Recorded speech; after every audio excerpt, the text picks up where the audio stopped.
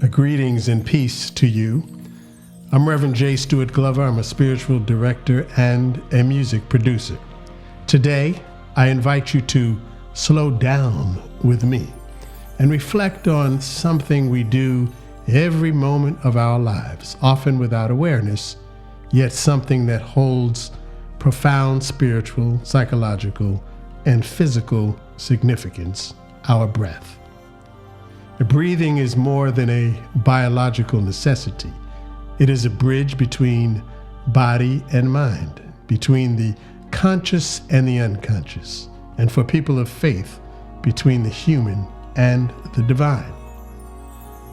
In meditation and mindfulness practices, breath becomes the primary doorway into stillness, awareness, and presence. So let's talk about breath as the anchor of awareness. One of the first instructions given in most meditation and mindfulness practices is simple: pay attention to your breath. Why the breath? Because the breath is always happening in the present moment. You cannot breathe yesterday's air, and you cannot inhale tomorrow's breath. When we focus on breathing, we are gently pulled out of rumination about the past and anxiety about the future, and we are anchored in the now. In mindfulness, the breath functions as a point of return. When the mind wanders, as it naturally does, we do not scold ourselves. We simply notice the distraction and return to the breath. In this way, breathing teaches us patience, compassion toward ourselves, and non-judgmental awareness. When we look at the physiology of breathing and calm, we find that breathing also has a direct effect on the nervous system. Shallow, rapid breathing activates the sympathetic nervous system, the part responsible for fight, flight, or freeze.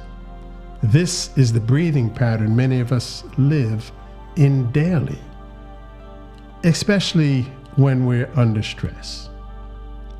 Slow, intentional breathing, however, activates the parasympathetic nervous system, particularly through stimulation of the vagus nerve. And this signals safety to the body. The heart rate slows, blood pressure decreases, and muscles begin to relax. This is why breathing is so central in meditation practices aimed at reducing stress, anxiety, and trauma. The body often carries what the mind cannot articulate.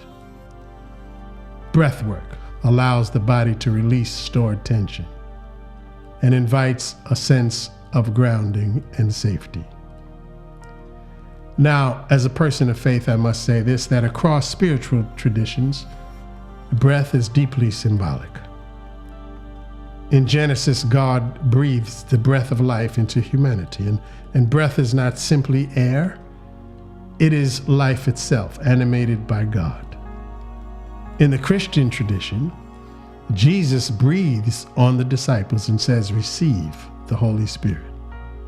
So breath becomes a sign of divine presence, empowerment, and renewal. When we become aware of our breathing in meditation, we are not only calming the body, we are participating in a sacred rhythm that has theological depth. Each inhale can be received as a gift, each exhale as release. Breath becomes prayer without words. In mindfulness exercises, particular attention is often given to the exhale. The exhale represents a letting go, a surrender, and release. As you breathe out, you may imagine releasing tension, worries, judgments, or even expectations of the practice itself. This aligns deeply with spiritual teachings that invite us to trust, to release control, and to rest in God's sustaining presence. Breathing teaches us that life itself depends on a rhythm of receiving and releasing. We cannot cling to the inhale, and we cannot force the exhale. Meditation helps us to learn this rhythm consciously, gently, and compassionately. So let me guide you briefly through a simple breathing exercise that you can practice anywhere. So sit comfortably with your feet grounded and your spine gently upright.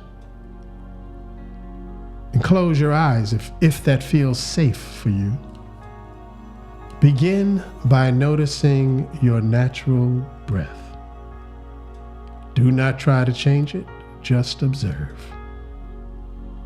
Now, gently inhale through your nose for a count of 4.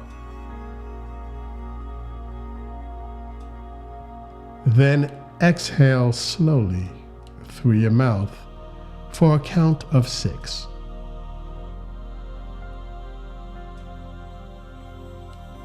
Repeat this pattern several times, and as you breathe, notice the sensations in your body, the rise and fall of your chest, the movement of your abdomen, the feeling of air entering and leaving. If thoughts arise, and they will, acknowledge them gently and return your attention to the breath. This simple practice can calm the nervous system in just a few minutes.